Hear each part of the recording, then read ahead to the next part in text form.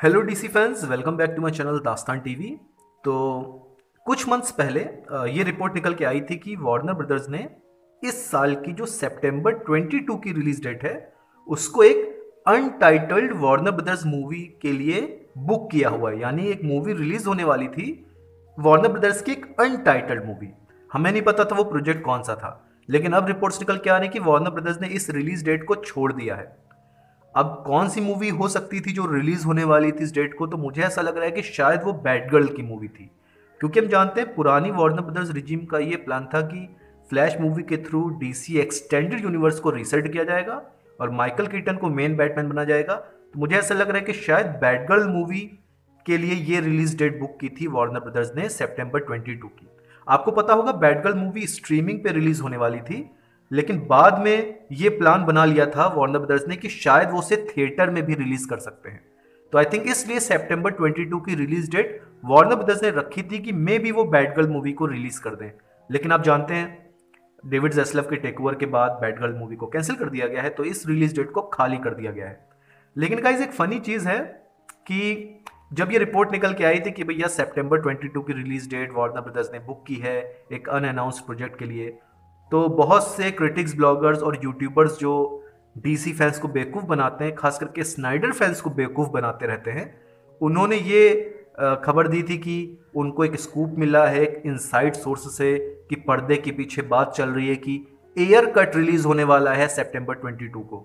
यानी बहुत बेवकूफ़ उन्होंने बनाया था डीसी फैंस को। और फिर आप जानते हैं उन लोग का ये काम ही होता है कि पैसे ऐंठना स्नाइडर फैंस से कि इतने पैसे डोनेट करो या इतने का सुपर चैट या सुपर स्टिकर दो तो एक्स्ट्रा इन्फॉर्मेशन आपको मिलेगी। यानी खूब बेवकूफ़ बनाया था कई हफ्तों तक और अच्छा खासा पैसा खींचा था उन्होंने स्नाइडर फैंस से। लेकिन कुछ नहीं हुआ और इनकी जो इनसाइड सोर्सेस की जो खबर थी वो 2-2.5 साल से तो गलत साबित हो ही रही थी, तो ये भी उनकी खबर झूठ साबित हुई। तो उन लोगों ने बेवकूफ़ बनाने की कोशिश की थी स्नाइडर फैंस को कि सितंबर 22 दरअसल एयर कट की रिलीज थी। लेकिन मुझे ऐसा लग रहा है सितंबर 22 बैट गर्ल के लिए रिलीज डेट थी। बहरहाल अगली रिपोर्ट जो है वो ये कि वार्नर ब्रदर्स ने 2025 का क्रिसमस वीकेंड बुक किया है एक मूवी के लिए। यानी दिसंबर 19 2025 को वार्नर ब्रदर्स की एक अनटाइटल्ड मूवी रिलीज हो सकती है। वार्नर ब्रदर्स ने इस रिलीज डेट को बुक किया है, क्रिसमस का वीकेंड है, तो जाहिर सी बात है कोई बड़े प्रोजेक्ट की मूवी है ये, कोई बड़े बजट की मूवी होने वाली है ये। सवाल उठता है क्या ये कोई डीसी यूनिवर्स का प्रोजेक्ट है या कोई अदर आईपी का प्रोजेक्ट है? मुझे ऐसा लग रहा है कि शायद ये डीसी का प्रोजेक्ट ना हो, क्योंकि रॉबर्ट पैटिंसन की द बैटमैन का सीक्वल ऑलरेडी अक्टूबर में रिलीज हो रहा है, अक्टूबर 2025। तो मुझे नहीं लगता कि डीसी मूवीज को इतना नजदीक वो रिलीज करेंगे। लेकिन भैया वार्नर ब्रदर्स करने को कुछ भी कर सकता है। और अगर ये डीसी का प्रोजेक्ट नहीं है गाइस दिसंबर 19 2025 वाला, तो हो सकता है कि कोई अदर बड़े आईपी की मूवी रिलीज हो सकती है, क्योंकि क्रिसमस वीकेंड बुक किया जा रहा है, मतलब वार्नर ब्रदर्स चाहता है कि भैया एक बूस्ट मिले बॉक्स ऑफिस पे, कलेक्शन लंबा खींचे। तो गाइज यही थी दो रिपोर्ट्स कि सितंबर 22 इस साल की जो रिलीज डेट थी उसे वार्नर ब्रदर्स ने खाली छोड़ दिया है और दिसंबर 19 2025 को वार्नर ब्रदर्स ने बुक कर लिया है।